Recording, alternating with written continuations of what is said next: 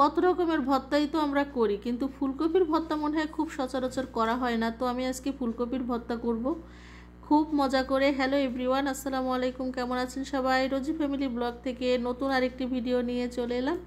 ভিডিওটি শেষ পর্যন্ত দেখার অনুরোধ রইল। ভিডিওটি দেখার আগে অবশ্যই একটি লাইক দিয়ে ভিডিওটি দেখা শুরু করবেন। ফুলকপি দিয়ে আসলে অনেক তরকারি তো রান্না হলো, চিন্তা ভাবনা করছি আজকে ফুলকপি ভর্তা করব। এর আগে কখনো আমি ফুলকপি ভর্তা করিনি, আজকে প্রথম ফুলকপি ভর্তা করব আর কি। সব কিছু যদি ভর্তা হয় তো ফুলকপি হবে না কেন? আমি কখনো ফুলকপি করিনি ভর্তা, আজকে করব আর কি। দেখা যাক কেমন হয়। এটাকে কেটে নিব,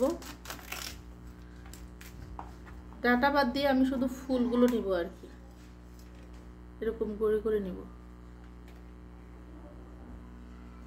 এই যে দেখতেই পাচ্ছেন আমি শুধু ফুলগুলো নিয়েছি ভর্তা করার জন্য, আর ডাঁটাগুলো রেখে দিয়েছি আর কি। ওটা দিয়ে শুটকি মাছটা রান্না করা যাবে, তো এটা দিয়েই করবো আর কি।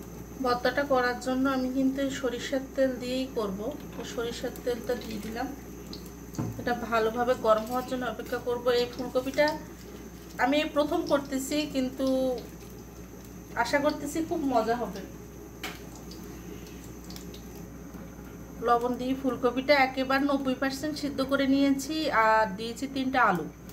এটা আমি একটু হলুদ দিয়ে এটা ভেজে নেব।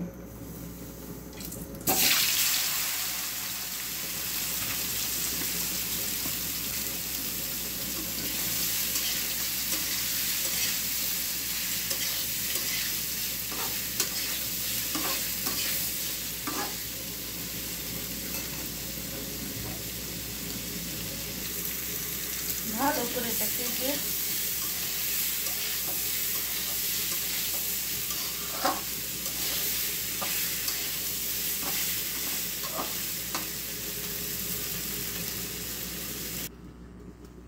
যে ফুলকপিটা ভেজে নিয়েছি, এটার ভিতরে আমি এবার পেঁয়াজ কাঁচামরিচটা ভেজে নেব।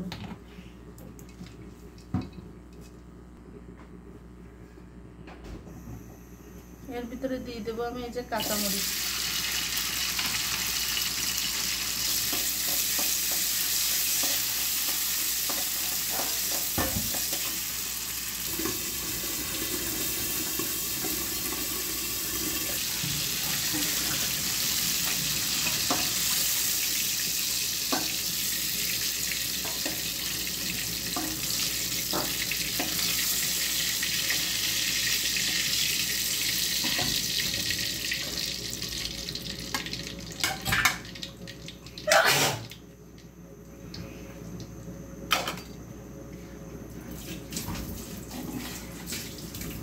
দিয়ে দেবো চিংড়ি মাছগুলো।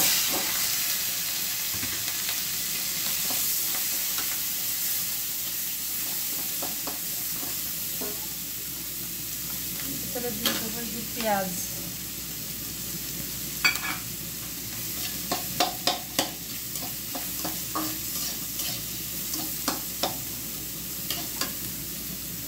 পেঁয়াজ আর কাঁচা শুকনো এই চিংড়ি মাছটা ভাজা ভাজা হয়ে গেছে, কিন্তু খুব বেশি ভাজি ফেলবো না। এর ভিতরে দিয়ে দেবো ধনিয়া পাতা।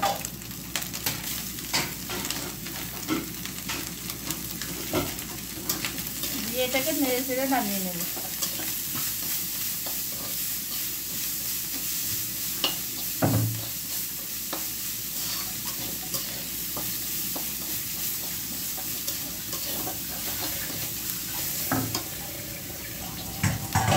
হয়ে গেছে, কিন্তু আমি চুলাটা বন্ধ করে দিচ্ছি। এখন আমি ভর্তাটা করে দিব। এই যে পেঁয়াজ, কাঁচামরিচ, ধনিয়া পাতা আর চিংড়ি মাছ, এগুলোকে বেটে নিব।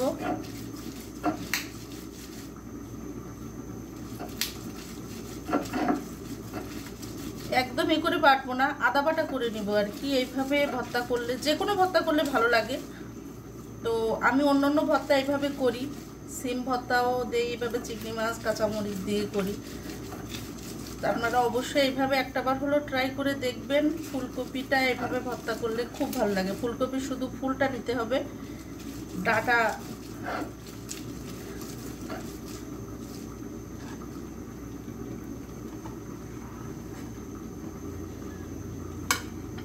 ভর্তাটা ঠিক এইভাবে করে নিতে হবে যাতে মুখে লাগে আর কি, একদম মানে নিফিস করে করা যাবে না। এটাকে তুলে নেব।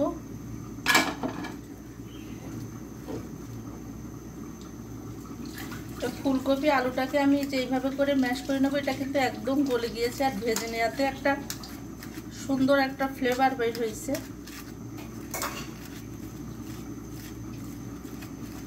এই যে এইভাবে করে নিতে হবে। এটাও একবার বেটে নেওয়া যাবে, বেটে নেইনি আমি এই জন্য যে বেশি ম্যাশ করা যাবে না।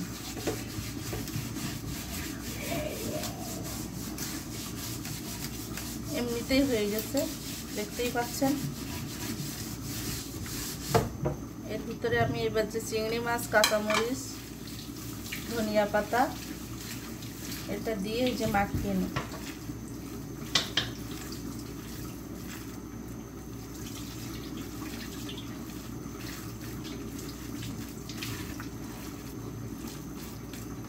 এখন তো লবণ মিশিয়ে নিই, লবণ দেওয়া লাগবে। ভর্তা কিন্তু হয়ে গেছে, অসাধারণ লোভনীয় হয়েছে আর কি। কেমন হয়েছে